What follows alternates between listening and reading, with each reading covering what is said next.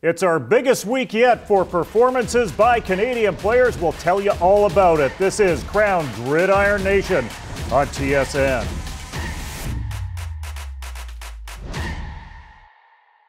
So let's jump right to those stories in our 2-minute offense. The Battle of Independence, Notre Dame hosting New Mexico. No surprises in this one. The Irish roll down Route 66 on the Lobos. Abbotsford chased Claypool with just under 100 receiving yards as he found the promised land once. The 100th meeting between Pitt and Penn State. Panthers thinking upset in this one, but the Lions defense held strong late with the help of two Canucks. Ottawa natives Jonathan Sutherland and Jesse Lukita combined for 7 tackles. Penn State outlast Pitt by 7. Southeastern Louisiana taking a big step up against Ole Miss. This game not supposed to be close, right? No, Southeastern fought till the end.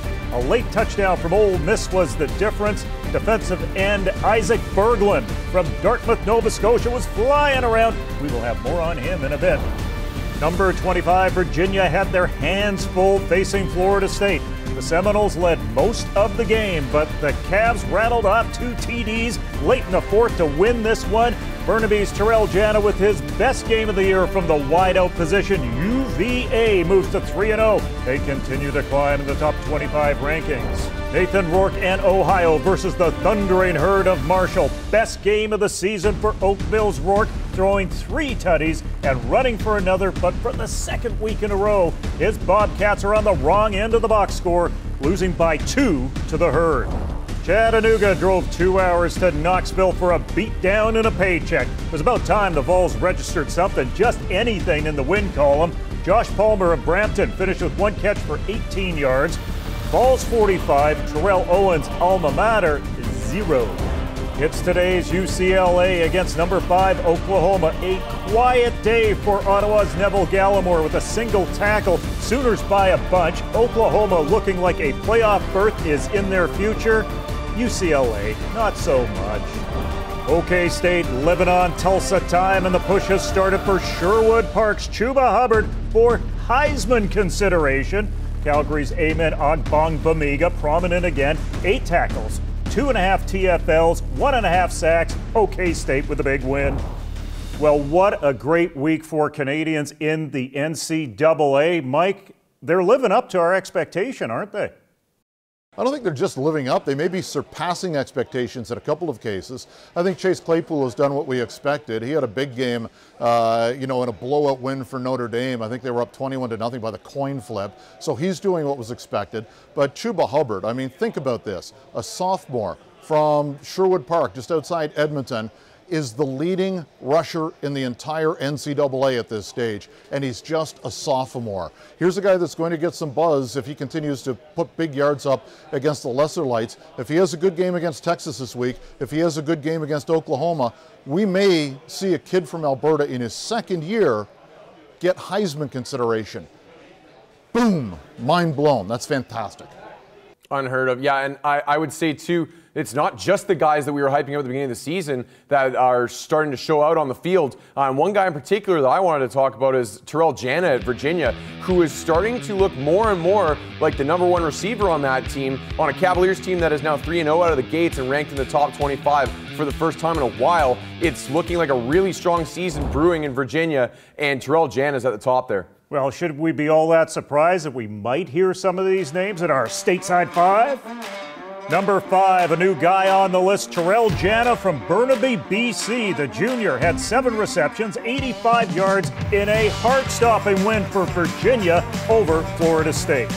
In at number 4, we stay with another BC kid, Chase Claypool, the senior out of Notre Dame. 4 receptions, 94 yards, and yes, he found the end zone. In at number 3, it is the best day so far for the 2-time winner of the Cornish Award, Nathan Rourke. 215 yards passing, 3 TD through the air, 118 on the ground, and he ran into the end zone as well for another one, but the comeback comes up short against Marshall.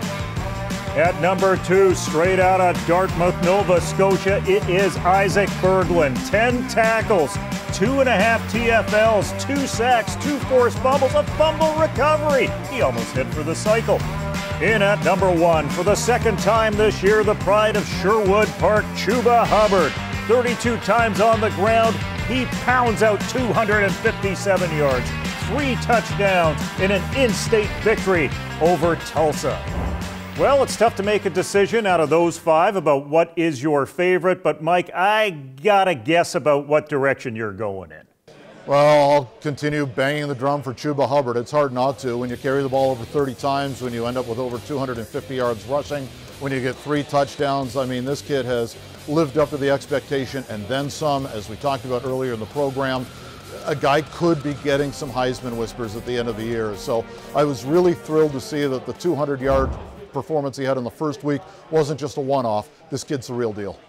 Guys, I want to talk about Isaac Gurglin at Southeastern Louisiana. They gave Ole Miss just about all they could handle this week, and he was a monster. Historically has played pretty well against SEC teams, and he did again this week. 10 tackles, 2 sacks, 2 forced fumbles. And we talked about last week a little bit how Southeastern Louisiana's season has gotten off to a rocky, weird start, and this was their first real game, and he announced his presence with a bang this past weekend. When we come back, it will be our trip through U Sports as well. We'll look at the top big guys going into next year's draft.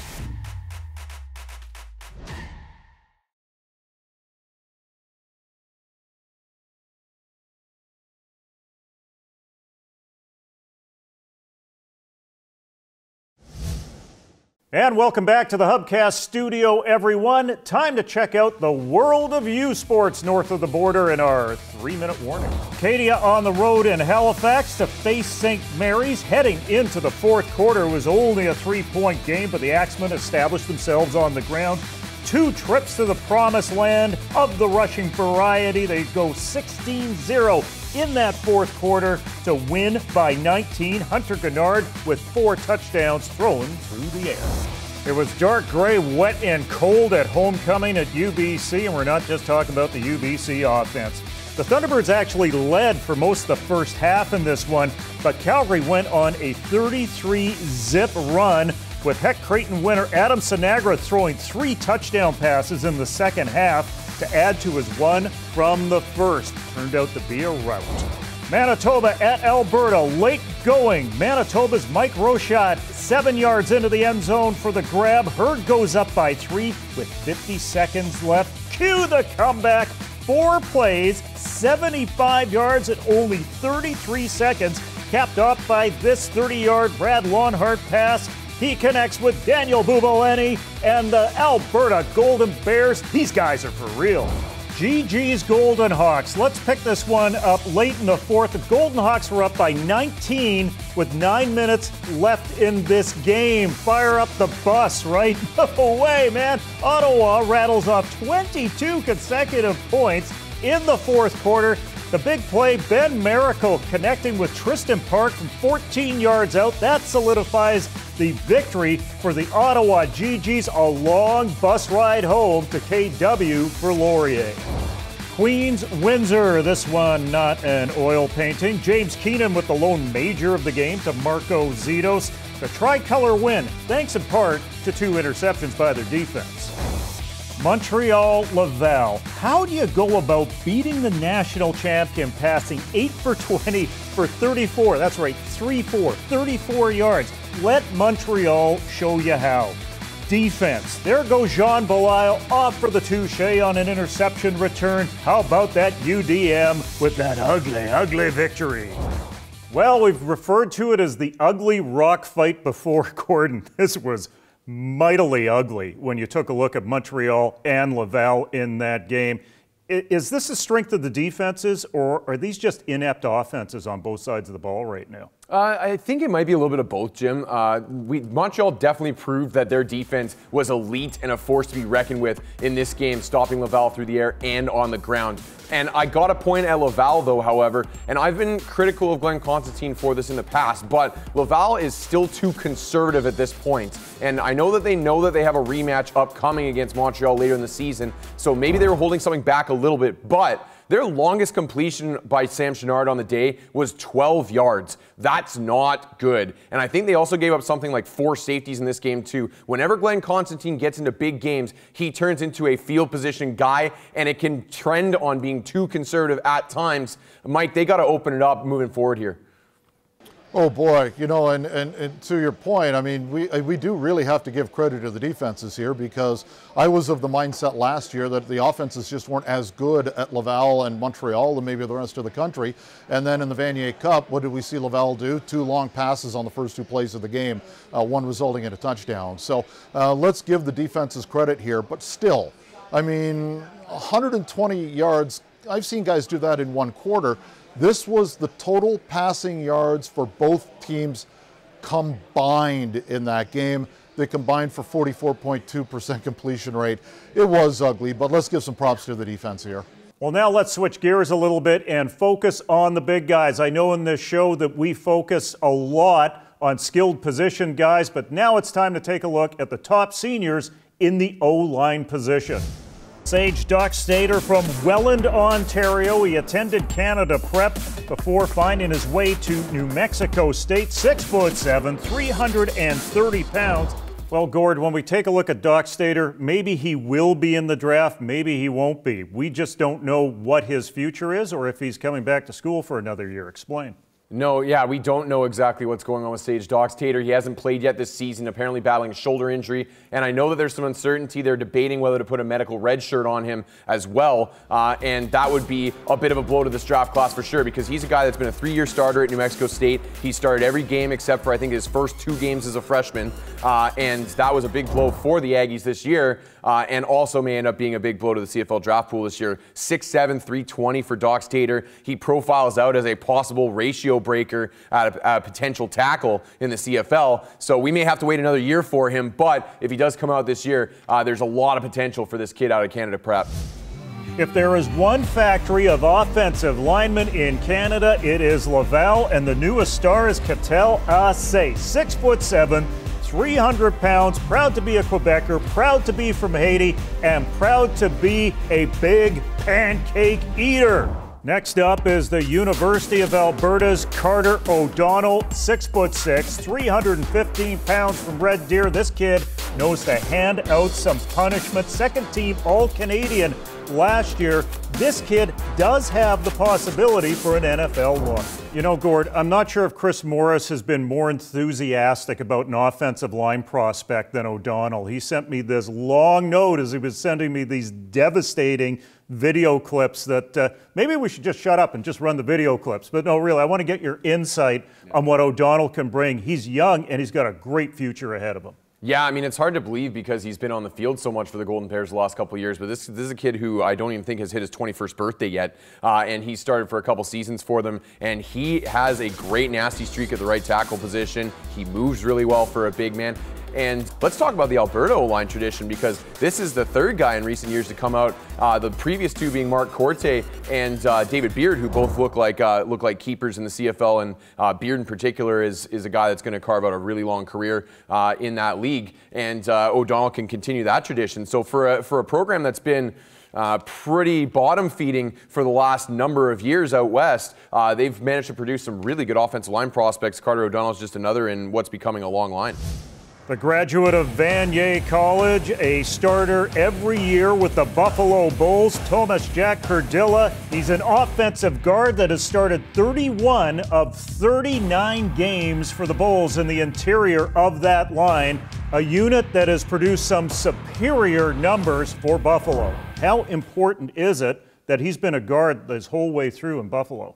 I would say there's a little bit of importance to it. It's a nice bonus. It makes the transition from American ball back to Canadian ball a little bit less of a transition. Used to blocking against power-based rushers more than speed-based rushers already. I think that it helps a little bit. I would say what helps more is that he's got a lot of football experience under his belt. As you mentioned, 4-year starter at Buffalo, and while the team as a whole has had a bit of a middling start to the season, they've outgained every opponent they've played so far on the ground, including Penn State last week. So it's been a good start for the offensive line group at Buffalo, and Jack Curdilla has been a big part of that. Let's go to 2 guys in the OUA.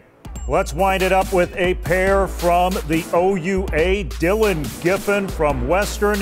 He's originally from Strathroy, Ontario. Came through the King's College program. He's beefed up to 6'8", 347. Up the road to Carleton, it's Jesse Lawson tipping the scales at 6'5", 300. From the great west coast of British Columbia, he comes in at number 20. When we come back, it is our upcoming games to watch on both sides of the border. Stick around.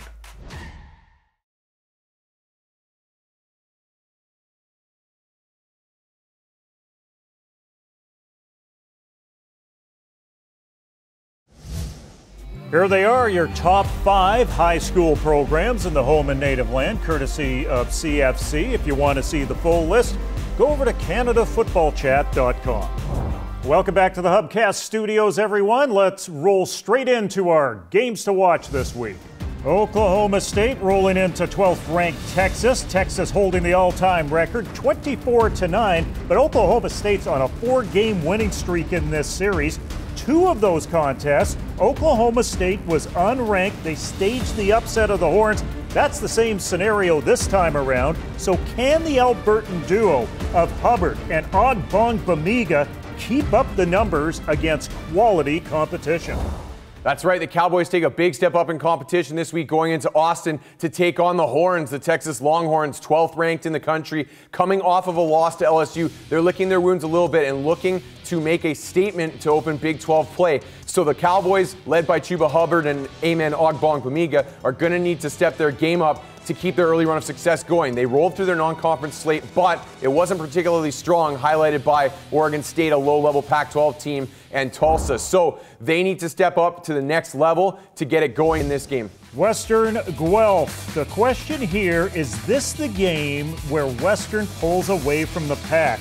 UWO with coaching and player changes in the offseason. There were some doubts, but now they're beginning to gel, and that is bad news for the rest of the OUA.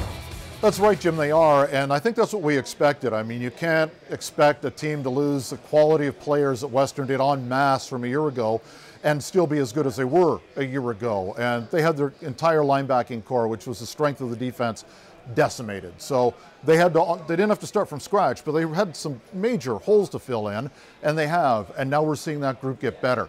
And what I want to see them in their game this week at Guelph at Alumni Field is, are they still that much better than everybody else? Notre Dame and Georgia. Hard to believe that these teams, in all of their history, have only met twice, once in 1981, once in 2017. Notre Dame still looking for their first win. It's a hard place to do it. Since 2014, the Irish 2-4 against top 10 teams. Maybe this is time for the Irish Nation to erase the memory of last January's semifinal. Yeah, it will be a big opportunity for Notre Dame as they go into a game against another college football playoff opponent from last season. They got their butts kicked a little bit when they were in the playoffs last season, and the voters reflected that by putting them down the lower half of the top 10 to start the season. They've held serve and won their first 2 coming in, and so this will be the test. And the thing is, for Notre Dame right now, their margin for error is not particularly high. In fact, a loss here may even be enough to keep them out of the playoff this season. So there's a lot on the line for the Fighting Irish. And this game is going to be all about the quarterbacks. Ian Book at Notre Dame and Jake Fromm at Georgia. Both guys have not thrown an interception yet in 5 games combined. And this should be a really fun one on the offensive side of the ball, with hopefully our boy Chase Claypool getting himself involved heavily on the Irish side. Coming up, it's our Power 7 and our Weekend Warriors. Hang around.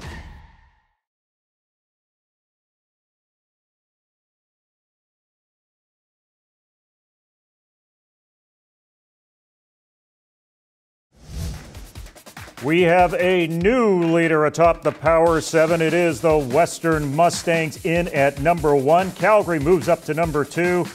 Montreal and Laval in at 3 and 4 after the ugly rock fight. Then it goes Mac, Alberta after their impressive comeback against Manitoba. And Acadia hangs in at 7. Weekend Warriors to you, Mike. Well, my weekend warrior will go to Guelph, and it's Tavius Robinson, a defensive end, and he's very easy to find on the field because he's 6'8". The other place you could find him on Saturday against Waterloo was in the backfield. And if you get a sack of Trey Ford, that's a monumental accomplishment in itself. If you can get him twice, you probably get a parade named in your honor.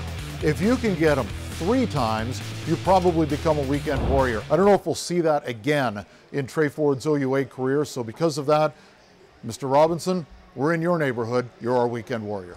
And I'm headed out east to the land of schooners and lobster for my weekend warrior. It's Hunter Gennard, the quarterback at Acadia.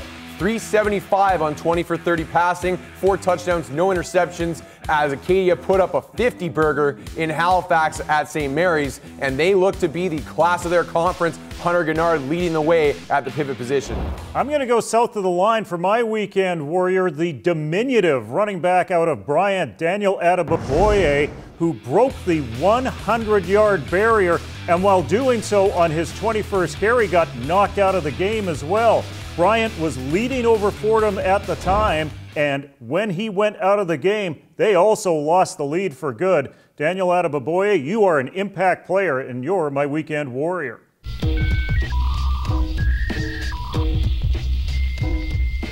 Triple W2K2U Gord.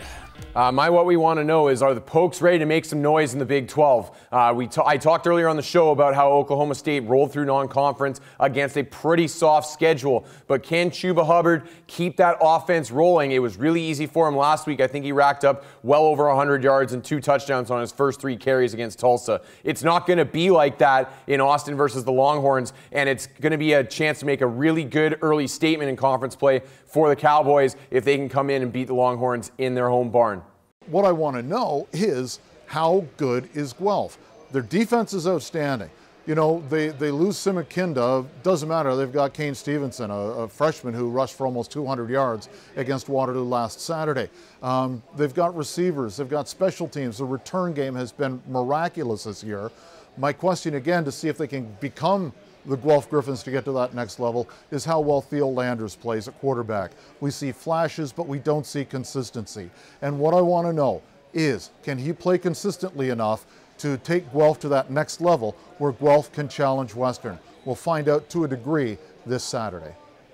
My Triple W2K stays in Oklahoma State. In Stillwater, there were media talking about, let's start a campaign for Chuba Hubbard and the Cornish Award. Now after this weekend, there's let's start a campaign for Chuba Hubbard and the Heisman Trophy Award.